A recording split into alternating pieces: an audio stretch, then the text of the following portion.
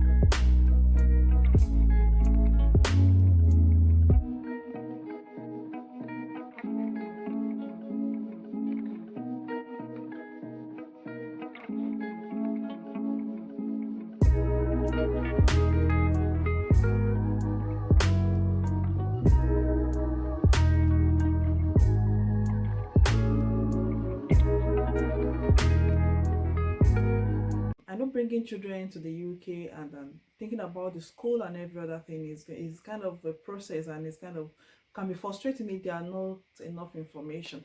There are different stages of children education: primary, secondary, and the rest of it. But today we're going to be concentrating more on the primary education.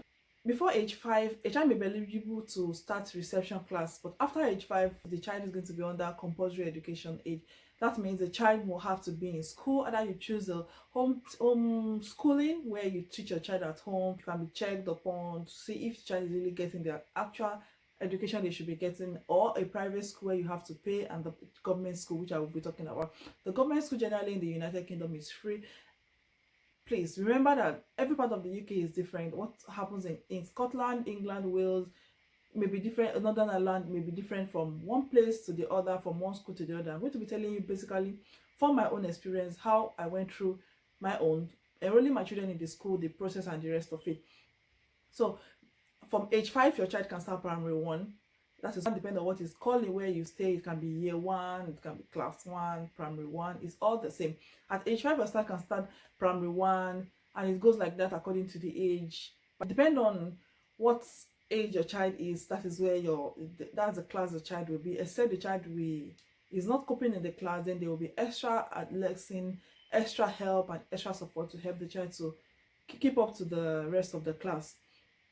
Once your child is in the country, even before your child is in the country, you can contact your council, your local council, who will then forward a mail or contact the school that is closest to your house, which is called the catchment area. The catchment area is the nearest school to your house, which the children who live around that place, they are more eligible to attend that school compared to the children who are far away or not staying close.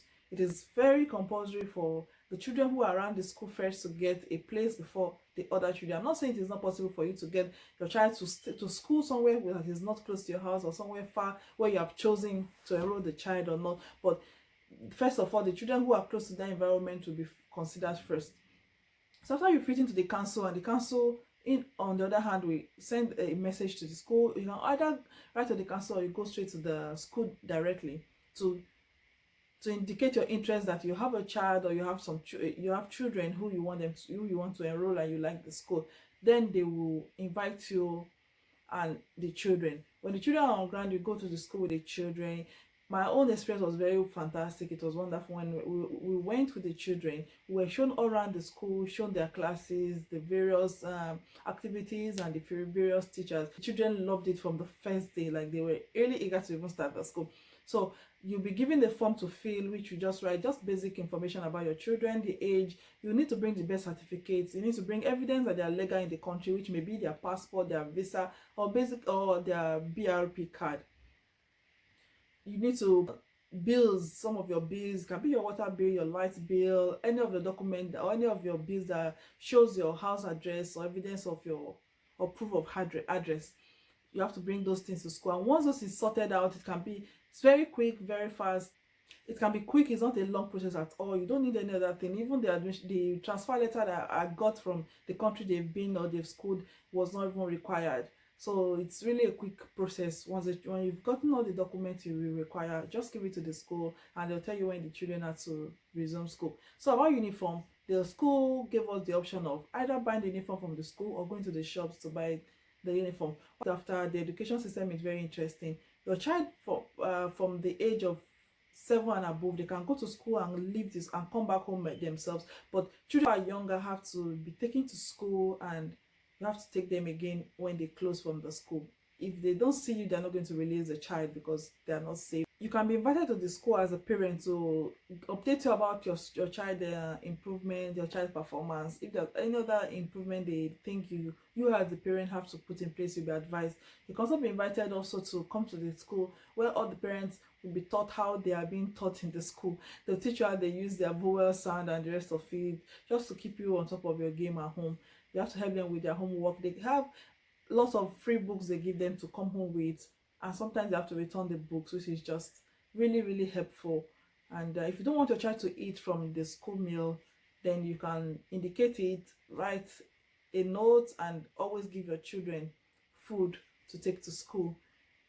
And then they will have your email, they'll have your phone number, where they'll contact you, message you daily about any upcoming events, any activity that is coming up, any homework they're giving them, or things they want you to know as a parent. They will always email you, always message you, and update you about everything that's going on in the school. At the start of the section, you begin a calendar that shows when the children will be in school, when they will be off, when they will have their breaks, when they'll be on vacation, which was really interesting. You'll be able to plan yourself within those.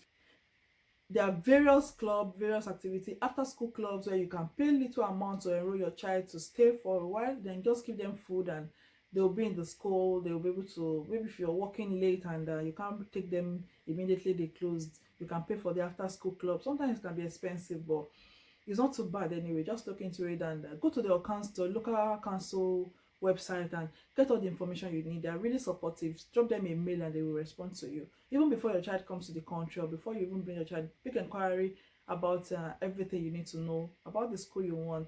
And if you don't want a school near you, you can ask to be, for your child to be placed in a further school, but you are going to be responsible for the transport and every other thing the child will, that will make the child to be comfortable to getting, everything that will make the child to be comfortable getting to school. And most time, if you request for a school that is far from where your house is, you're not in that catchment area, if there's no space, then you might not get a space for the child. But if there's space, there's no problem. There are some criteria where that are being considered in placing a child in a school. It can be, if the child have a sibling in the school already, the child have a high chance of getting a place. If the child parent have already worked or are working in the school, it's just easy because they will be able to bring the child to school and from the school. If your house is close to the school, is a very good opportunity for you to get a place in the school. It's illegal for you not to, for a child not to be educated in the United Kingdom. So they try as much as possible to make sure your child gets a place to stay and to learn and to be comfortable. Please, if you're not subscribed, please subscribe below. Just click the red button below, and it's really important that you subscribe, that I get at least 1,000 subscription. Thank you for watching.